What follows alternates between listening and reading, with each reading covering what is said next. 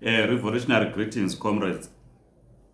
You remember that we recorded a video where we were saying that ZANU-PF has adopted a new electoral strategy in winning rural communities or retaining power in rural communities. We spoke about the use of war collaborators and ex-detainees, where they have been promised, or government took announced that they were going to be compensated for their role in the struggle for national liberation.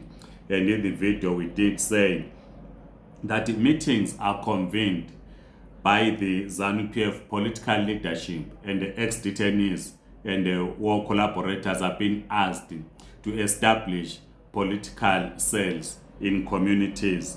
And this money keeps on being promised, is not being paid. And we're saying this is likely to go up to around the election time. And this, we said, is a strategy to win the rural vote, or to retain power in rural communities. And over the years, we've always said that food in distribution in Zimbabwe is used as a political tool in rural communities. This past Thursday, on the 1st of September 2022, the acting Minister of Public Service, Labour and Social Welfare, July Moyo, a member of the ZANU-PF Politburo, was addressing a meeting in Bulawayo under the banner Food Deficit Mitigation Strategy for 2022-2023 season. The announcement that July Moyo was making was that food distribution should be done through the traditional leadership structures. He claims that those are not political affiliated, they are neutral, and he claims that if people receive food, or if food parcels or food is being given for distribution by the traditional leadership, every person is going to receive. No one is going to be excluded from food distribution. But we know that traditional leaders in Zimbabwe are used by the ZANU-PF regime. You remember the president of the Chiefs Council said that he is a member of ZANU-PF. We have met a number of traditional leaders in Zimbabwe who think that they are civil servants. I remember I was in the homestead of one traditional leader, a chief in Zimbabwe, and they were saying to me that he is a civil servant, and I was saying, no, chief, you are not a civil servant. You know that in rural communities, what we do when we do our political work, if you arrive in a community, in a rural community, the first port of call is to introduce yourself to the headman or to the chief. So whenever we go to rural areas for political work, we will introduce ourselves to say, look, chief, we are here in your community, we'll be doing political work, distributing pamphlets and so forth. The majority of the chiefs, they will say they themselves belong to government, and extension, they belong to ZANU-PF. Because remember, they are being paid by government, they get those benefits, vehicles and so forth, and they then think that they are ZANU-PF commissars at the grassroots level. So most chiefs are used as political commissars for ZANU-PF. Yes, of course, we do have a few chiefs, traditional leaders that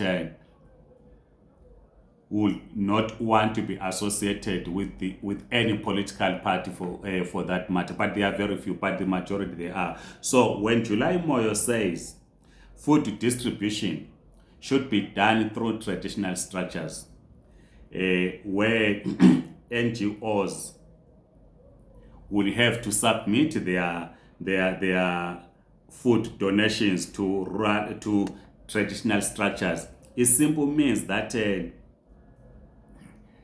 ZANU-PF supporters are the ones that are going to be receiving this food distribution. Remember, we once said that in Zimbabwe, in some places it's a Wednesday, in some places a Thursday. Traditionally, people do not till the land. In my area, it is on a Wednesday. We do not till the land. It's a part of African religion. I don't know what it means, but it is common knowledge that in some parts of the country, on a Wednesday or on a Thursday, you do not till the land. So they use that day because people will just be in their villages for political meetings. So either every Wednesday or Thursday, ZANU PF will hold meetings in communities.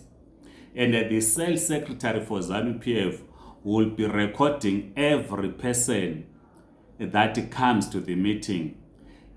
If your name is not in the register of the sales secretary for ZANU PF, when food distribution happens at the homestead of a traditional leader, be it a chief or a headman, if your name is not in that list, you are not going to receive food aid.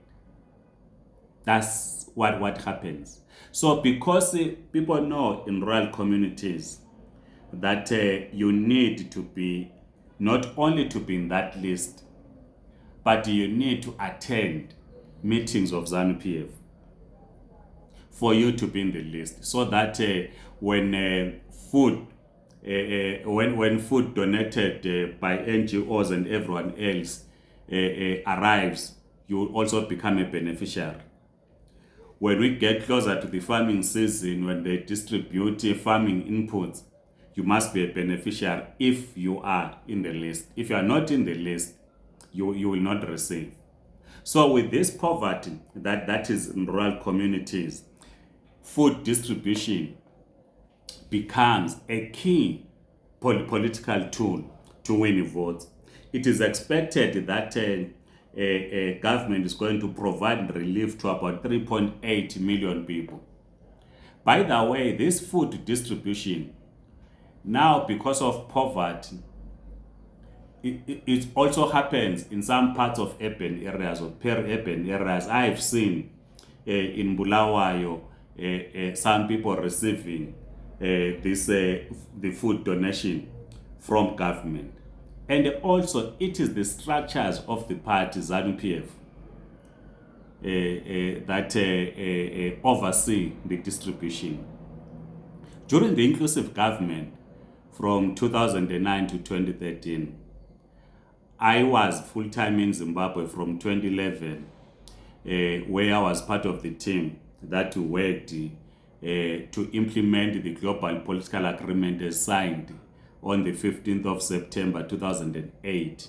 I was deployed in Matabele South, working for JOMIC, Joint Monitoring and Implementation Committee, to monitor the implementation of the global political agreement. One of the things that we failed to crack was to remove the power to distribute food from traditional leaders and place it in independent individuals. That we failed. We were able to do peace meetings talking about the need for an election that is free of political violence, and you will testify that in 2013 there was no political violence. If it was there, it was very minimal. But in terms of ensuring that everybody, irrespective of their political affiliation, receive food aid, we failed.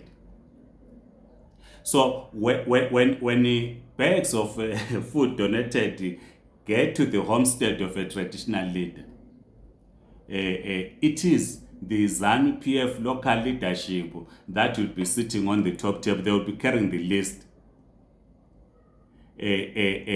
calling anyone that is in that list who happens to be a member of ZANU PF to then receive food parcels.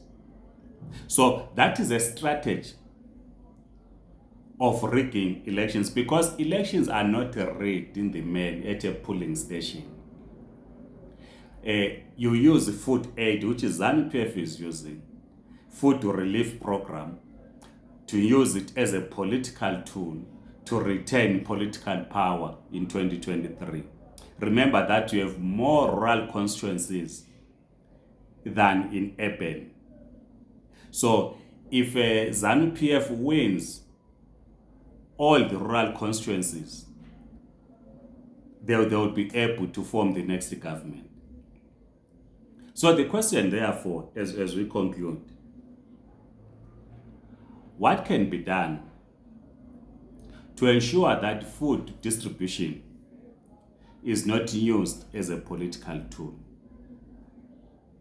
What are political parties in parliament doing to pass legislation that speaks to fair food distribution, particularly in rural areas, so that the food distribution does not become a political tool in the hands of the ruling party? Please share with us your views. You might be in the rural communities in Zimbabwe, or you are always in touch with your rural community in Zimbabwe. Share with us your own experiences on food distribution. By the way, we've always heard when you go to rural communities to do political work, because people are given food relief, which is brought by NGOs and others, then it appears that it is ZANU-PF that distributes food. Then they will ask you, Comrade Mabena, with your Zimbabwe Communist Party, what are you going to give us?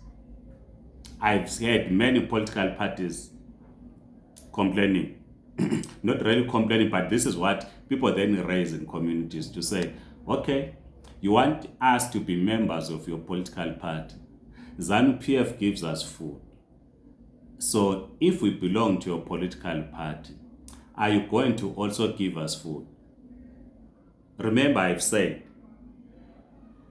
food relief distribution or food relief comes through donors, NGOs, and the other donor agencies. Then the government force those to use traditional structures under the pretext that these are neutral. Once it is in the hands of the traditional leaders, it is as good as in the hands of ZANU-PF. Then ZANU-PF uses that as a political tool. Then members of the opposition parties will then be asked by committees to say, but ZANU-PF is giving us food in rural areas. If we are going to be seen in your meetings, they are going to remove us from the list. So if they remove us from the list, are you going to give us food as ZANU-PF does? Please share your views with us in the comment section. Please like this video. Kindly subscribe to this YouTube channel. Otherwise, Amandla Comrades.